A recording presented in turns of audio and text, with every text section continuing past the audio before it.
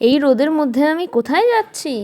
দেখো বন্ধুরা, আজকে আমাদের জমিতে পেঁয়াজ কাটা হচ্ছে। আগের দিন তোমাদের যেই পেঁয়াজের গাছ দেখিয়েছিলাম, যেই গাছে ফুল হয়েছিল, ফুলগুলোকে ভেঙে ফেলা হয়েছে, সেই পেঁয়াজগুলো বিক্রি হয়ে গেছে, যার কারণে ওই পেঁয়াজগুলো কাটা হচ্ছে। দেখো, এই পেঁয়াজগুলো মোটেই দেখতে ভালো হয় না, আর খেতেও যে খুব সুস্বাদু হয় তাও নয়, কিন্তু তাও যেহেতু পেঁয়াজের দাম বেশি, তাই সব রকমের পেঁয়াজই বিক্রি আছে।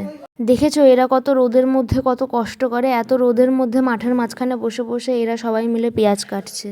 যেহেতু এই পেঁয়াজ থেকে কলি বের হয়েছিল, তার কারণে এই পেঁয়াজের মুখগুলো এরকম বিচ্ছিরি দেখতে, একটু মোটা মোটা টাইপের।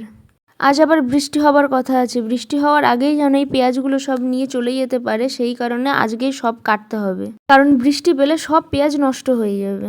মাঠে তো প্রচণ্ড পরিমাণে রোদ, কিন্তু মাঠের ধারে এই গাছের নিচে যে কি শান্তি তোমাদের কি বলবো।